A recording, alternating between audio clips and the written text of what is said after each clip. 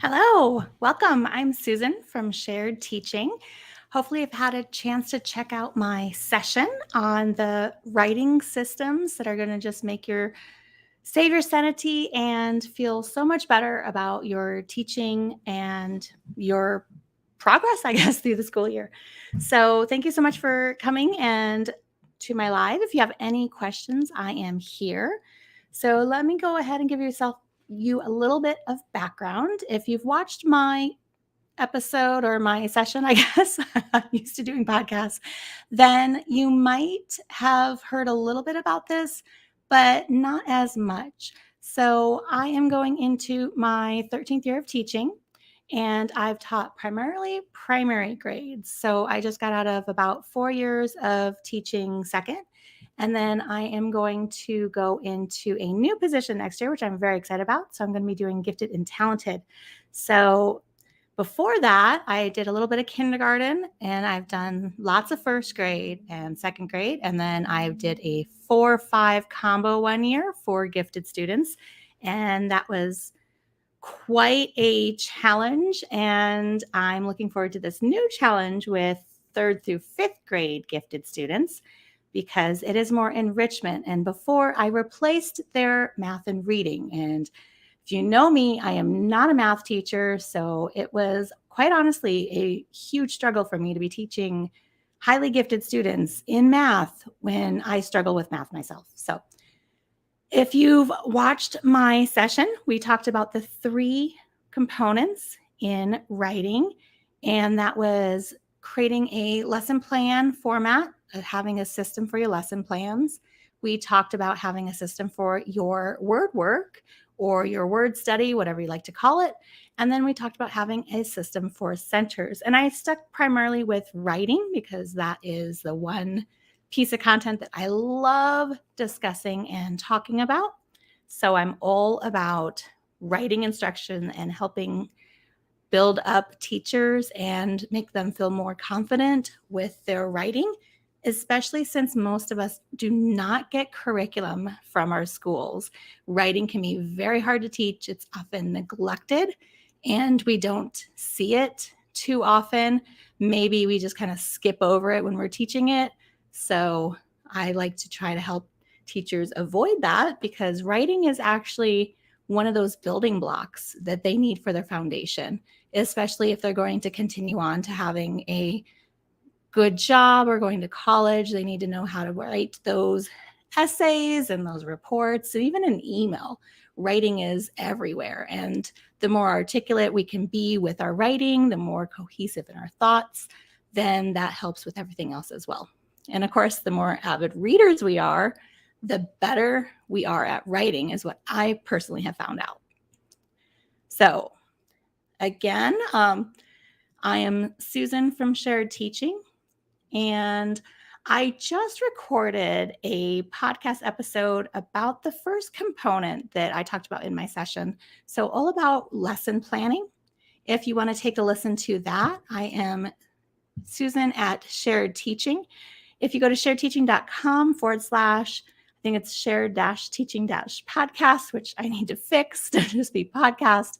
But you can click on the podcast tab when you get to sharedteaching.com, and you can see the current episodes that I've released. You can also go to anywhere that you love listening to podcasts and listen to that as well from there. So the episode that was just released is a bonus episode. So every Saturday in June and July, I've been releasing bonus episodes. And this one was all about how to create your system for writing lessons. So I talked about this a little bit in my session. I kind of divided my session into those 3 parts. So I try to take about 10 minutes per section. And it's a real quick whirlwind, but I think you'll get a lot of good information if you haven't listened to it yet. And within that, I talked about when you have a system for writing your lesson plans, then it really helps things run more smoothly when you sit down to plan. If you don't have a format, then you kind of reinvent the wheel every time you sit down. But if you know, okay, I always start my lesson off with this, then I move into this. I should always have my vocabulary slides ready because that's going to be part of my introduction of my writing or just my lessons in general every single time I start. So that's a really good way to kind of wrap your mind around how you're going to figure out your lessons. And then it makes it really smooth. Excuse me. Because when you sit down in your planning period, let's say you only have 40 minutes, and maybe it's not even every day. Maybe your prep keeps getting bought out like mine was the last 2 years, and you have to cover other classes. When you have that time to sit down, then you can be very quick, and it'll be very simple to just go through and plan your lessons out. So for example, like I was mentioning vocabulary. So when I sit down to do my reading lessons, my slides all look the same, but the content that's on them is different. And the reason why I do that is because my second graders know exactly what to expect from me. They know the routine, right? Students and myself are all about those routines. So if we're building that into what our lessons look like, then it just makes it so much simpler because I can say, okay, for this next week, I need 5 slides, one for each day, that has these vocabulary words. And myself, a lot of times the vocabulary words don't change within let's say a reading unit for me lasts about 2 weeks. So I'm talking about the same things for those 2 weeks. Now this is second graders. So all my slides for my intro are going to be the standard, and then it's going to be a slide for each of the vocabulary words that I need them to know. And that's the content vocabulary. Things like, what is genre? And I'm going to explain that every single time I go to do my lesson. And could it be boring? Absolutely. So there are ways to spice that up. So you don't have to feel like you're cookie cutter every single day. Just because you're doing vocabulary every single day, it can look a little bit different. Maybe on Monday, it's an introduction to vocabulary. So they're doing like a mix and match. They're playing some kind of matching game, or what do I think this word means? Can I find it? Would match it up with a definition? So they're doing something like that. If they are, maybe the next day you have them doing some kind of like word scramble or something with the vocabulary words, where they're trying to write the definitions that they remember from the previous day. And maybe it's like a game show style and you're giving teams points for remembering the definitions. So just because it's the same content, it can change the way you're giving it to them. But you have that same format in your lessons. So you got your introduction, you got some vocabulary words, and that's consistent. But maybe the way you're providing it to them is very different each day. So that's what I like to think about when I do my lesson plans. And then when I'm sitting down to actually build out those slides or those activities, I personally am a big fan of being consistent and having a routine. So I might say Monday every single time is going to be that mix and match game. And then Tuesday is maybe some kind of scoot activity around the classroom. And so then I know, okay, I need to find one mix and match game, one scoot game, and maybe one day is just the slides on my PowerPoint. And I'm going to be able to easily create those things or source those things as I need. Another thing I like to do is, because a lot of us are very short on time, is find my favorite TPT buyers and stick with them, because they will also have a consistent format for me to use. So I know if I liked their reading vocabulary, I'm going to like their, I don't know, I'm just going to throw this out there. Let's say spelling vocabulary. I don't even know. But maybe they have a similar product that is the same style and format that I'm already used to. So I'm going to use their same product for this other subject. And it's going to seamlessly integrate with my lessons because I already know and use the other one and like it a lot. Excuse me. Oops, sorry.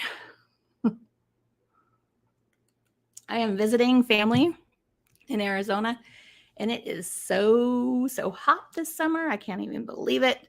So excuse me if I'm looking a little sweaty and I'm not in my own house. So that's why you got this lovely background behind me. Okay, so we have lesson plans, word study. word study is another favorite thing that I like to create a system around because I need to build in time for students to practice, and I need to build in time for me to teach them what the words are or what their spelling patterns are going to be. And I also incorporate that with centers. So that was my third component in my session, was having centers. So when we talk about word study, for me, that means students are being given a group of words that are specific to them. And the way I figure this out is I do words their way spelling inventory. There's a primary one, and then there's another one that I'm not too familiar with, but they're very similar words. And I believe it's about 25 words. And I do this several times in the school year because I want to see if students have learned those word patterns. And then I also want to make sure that we're progressing in what they're supposed to be studying. So again, this was for second grade, but I also have done this a lot with first graders. And what I do is I do that words their way inventory, and you can find free ones online, which is what I always use because I always seem to misplace my copy at the beginning of the school year. So that I'm always scrambling and Googling, trying to find words their way spelling inventory. And then I put PDF in the search, and then I can go and find it. So with that, you give them the inventory, and maybe it takes a couple of days because that's a lot of words, especially in the beginning of the school year where you're still learning the routines. So maybe you want to spread that out and chunk it into 2 or 3 times with some breaks in between, or even across 2 to 3 days. And you're giving this inventory to them, and you give them a word and you give them a sentence.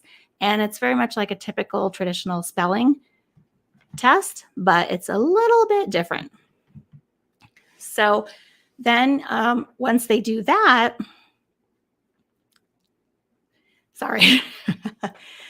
once they do that inventory, then you kind of look over the results, and you can group students according to, okay, these ones need short vowels, these ones need long vowel patterns, this one's working on double O, and you can kind of break apart your class into those different sections. And then from there, I pull aside a group every 2 weeks. For some reason, 2 weeks is like my magic number. I plan out for 2 weeks, and I teach my groups for 2 weeks on the same section. So in those 2 weeks, we are having them study that spelling pattern. So the first day we're introducing it, much like I talked about introducing the vocab. I give them a piece of paper from a TPT product that I got. I believe it's Lanisha Tab, which is Education with an Apron. She has a word study packet. She has many of them. And I use just the first one that has the spelling list in it. And again, this is only really good for your earlier kiddos that are struggling with like short vowels, a little bit long vowel patterns. I wouldn't use it for like a 4th or 5th grade class, but it's great for like end of kindergarten, 1st, 2nd, 3rd, especially those that are struggling a little bit with reading and writing. This is what you might want to do with them. So then I have their word study. So I give them that little paper, and it doesn't tell them what the pattern is at the top of the paper. I want the kids to read through it and kind of determine what their pattern is. So then once they find that pattern, then they go ahead and get back to me and tell me, oh, I think it's this. And then we have a discussion on what the pattern is, where we're going to find it, what we're going to do with it for the week. And then each day there's just a little worksheet or activity that I have them do for like 10, 15 minutes at the absolute most. They're practicing that pattern. And then on the end of the second week, so it's about a 10-day rotation, they're taking a little test to see if they've passed that spelling pattern using words that they don't necessarily know, but they have that same pattern. And that's kind of how I run my word study. So there's a with me component. So they come and meet the teacher and they learn about their new words. And then they're kind of independent the rest of the week. And then I kind of check their work every day. Because again, 2nd graders. So they come up to me, show me their worksheet when they've completed it, and then they can go on to their regular centers. So that's kind of my format and how I've set up my system for my word study. So the second component of that is that I have word study in centers. And this is actually what I call my spelling, because I don't do traditional spelling Friday tests, But I do need them to know those patterns, and I do also want them to know sight words because I feel like sight words are so beneficial to know. And I know that there's a lot of push against science of reading, which is fantastic that we're all learning better ways that students' brains are developing all the knowledge on how to read. But I still feel like there needs to be sight words, especially in early elementary. And the way I do it is I have broken apart the Dolch words into small lists of 5 words. And then again, it's just like the words their way system, because I'm very consistent with my systems. I pre-test my students on those sight words, and then from there, I form their sight word groups. So they are in a group based on the words that they don't know. And there might be some words in there that they do know, and that's okay. That means they're going to be very confident on those words, and they only need to learn the few words that they're not sure of. Now, the other thing you can do is you can group the words according to their spelling patterns. That would probably be a little bit more in line with science of reading. And then you just do kind of like what you did the word study. What's that pattern? And if you can align the two together and have a nice marriage of the sight word pattern is the same as the word study pattern, that's amazing. But there's not quite that many sight words if you're going by like a Dolch or Fry list that all have the exact same format with the spelling pattern as there would be on like a traditional spelling test. So anyway, once they get their individualized list, then they just go to centers, and I have Play-Doh mats that they practice writing the word, spelling the word, putting it in a sentence. I have letterboxing, so they have to read a sentence, find the word that would match the letter boxes. They're going to do some kind of detective work there where they can find and mix and match it in. And then I also have them doing, spelling. There's like little games, like they have little game boards and they have flashcards, and they're reading the flashcards with a partner. And if they get it right, they get to move their spaces around the game board. And then I have interactive notebooks. So then they work independently on their interactive notebooks. So they have one little half sheet each day. So Monday they have a half sheet. Tuesday they have one. Wednesday is a double page spread, which is like a game that they get to play. And then Thursday is another half sheet. And then Friday is a review of all the words from the week. And if they haven't just started the sight words, then it's also a review of previous words that was maybe on the list before them. So then they kind of get their writing notebook. So centers have started, they get their writing notebooks. They go ahead and work on their sight words for that. And then they move into the centers. Same thing with the word study. On word study time, they are getting the worksheet for word study. Then they can move again into the same centers that they work on with their peers. And those are the sight word centers. Hopefully that makes some sense. And then the last thing I talked about was centers themselves. So for me, the simpler you can make centers, the easier it is for you to have your students able and successful doing centers so you can pull your small groups. So for me, what that looks like is I'm very careful with who I partner with each other. And then I also make sure that the activities they do are things that they can do independently or with a partner. So sometimes they're at a center and I might pull their partner away to a group. So my center groups are not divided up into this is a reading group. They go to the center together. I kind of mix and match. So all different abilities could be in my groups. And then I just pull, those students I need for my reading center. So sometimes that means a student might be left alone to work by themselves while I'm teaching their friend in a center. Just checking to see if I'm missing. This is new to me, so I just want to see that I have not missed anything about.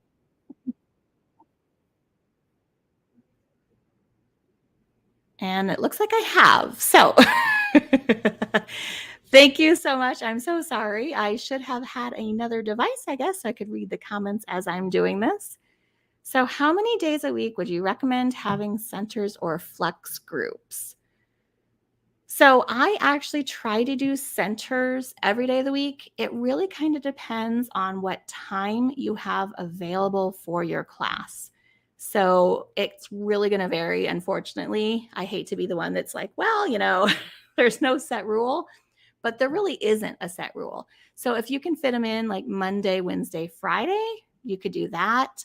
I try to do Monday through Friday just because I have intervention groups that I need to meet every single day. And then just having that consistency of meeting with your kids every single day, maybe not the same group, but you're meeting somebody every single day, really helps keep that system going and they know exactly what to expect.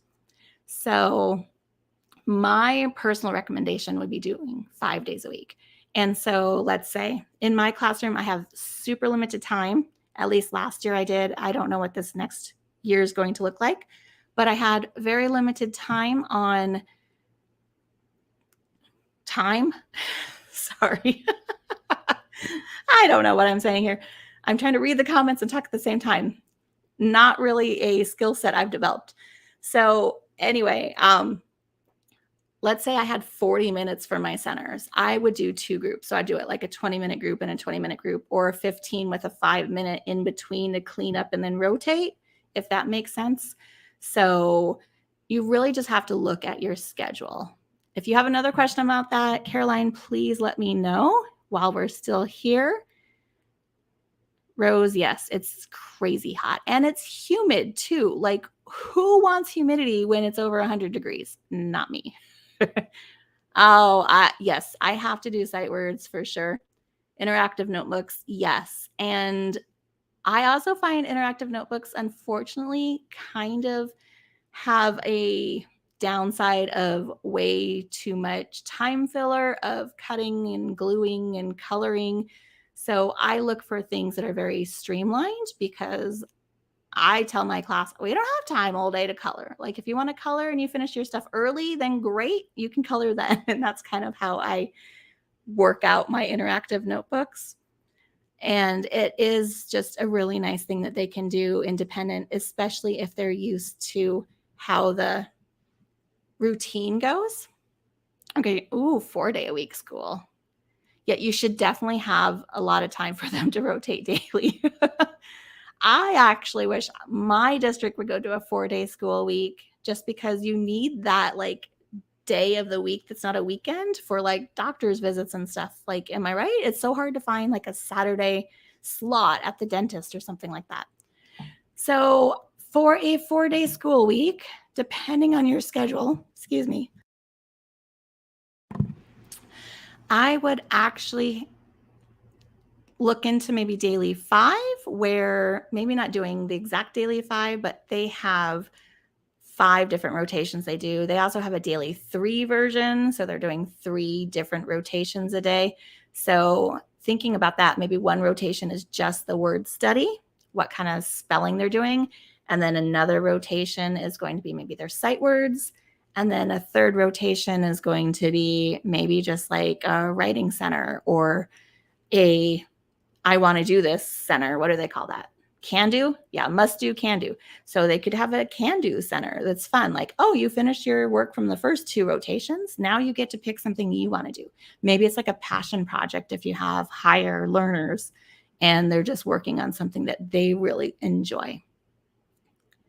Yes. In Arizona, when I taught before, we did have a half-day teacher work day, and I kind of missed that. So it was early release, and we would have meetings, but then, closed on Fridays. That's not fun. So we would have meetings on those half days, but then it also kind of felt like you were like, you got to breathe a little bit more. So I think every school should have something like that. That's just me personally, though. So love it. Any other questions you guys have? Again, I just talked a little bit more about the lesson planning component in a podcast I released this morning. So it's a shared teaching podcast, and then it's episode 90. And I was like, I can't believe I'm already on episode 90. 100's coming around the corner. So if you have not listened to my podcast before, that's a great place to go. I have a lot of stuff on writing. So if you want more instruction on writing, I've got you covered. you can always email me anytime, Susan@sharedteaching.com. And I do respond to my emails personally. I'm not that big yet, so I don't have an assistant or anything. So if you have questions after this and you're not sure what to do, or maybe you were a little confused with some things in my session because I did have to cover it pretty quickly, then that's another way you can get in touch with me. You can also find me on Instagram. I'm not quite as active over there, but I do check daily, and that is @sharedteaching, just like what you see on the screen, and that's across all platforms. Rose, thank you so much for coming. Caroline, you as well. Do I recommend a certain time at each center? So you want to this is kind of a balance. So it's kind of getting to know your students. If you try, well, okay. So let me say, I think you should go by your teaching instruction. So if you need that time at the teaching table, then you're going to build your centers around that. So if you have to have like a 20-minute reading group, then make 20-minute center rotations, because that's just easier for you. And then you're not going over at your teaching table, but you're staying on track. So yes, thank you so much for coming. And we have about 4 more minutes, I think, if we have any other questions. And if you haven't listened to the session yet, or maybe you have, there is a free spelling program mini, test that's in the downloads. So if you sign up for that, it's in the workbook. You just click on the link and you can sign up to get it through your email. And it's kind of my first, I think it's 20 sight words in a video format. So it's pre-recorded testing for you, and you can see how you like that. And then that's just another way to create a system, is having something automated, which I believe Brittany is talking about in her session, is automating things. So I also know today is the last day to pick up that, access pass, the all access pass. So if you missed some sessions yesterday, or you're feeling like, oh my goodness, no, there's not enough time, then you might want to grab that access pass, because I believe at 3 p.m. Eastern Standard Time, she is raising the rates. And right now it's pretty affordable, I think at $39. So you might want to check into that if you're interested at all. And then you get a lot of really good free downloads, including my fall writing centers, which are letter writing centers. So letter writing and cards. How can we build a good learning environment? I don't know how to pronounce your name. A day? I would say it really is based on you.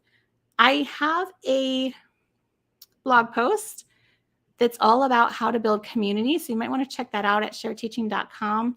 And it talks about different activities you can do with your students to build that community. But really, it starts with them getting to know you and you getting to know them. So if you're just starting out teaching, I recommend something called Good Things. So it's super simple to do. And what you do is at the beginning of every day, or at the end of the day, you randomly pick a student, or you just say who has a good thing they want to share today. And it can be something super simple, like, oh, I had the best breakfast this morning, or my brother and I played a game last night, or my dad took me to the pool. It doesn't have to be like, hey, I went to Disneyland and I saw Paris this summer. It can be as little as, I'm wearing my favorite shirt. And you teach kids to value each other and what they have to say and offer. And then that really helps build in that learning environment and that community. Because once you have them invested in you and each other, then it's going to really help build that learning environment. And I really hope that helped. I believe I am out of time, but thank you so much for coming to my session. Again, if you have any other questions, you can reach out to me at susan@sharedteaching.com through email, or you can send me a message on Instagram. And also, I believe you can pop some questions in the Facebook group here, and I will be around to answer them. So enjoy the rest of your sessions and have a lovely rest of your weekend. Bye. Thank you as well.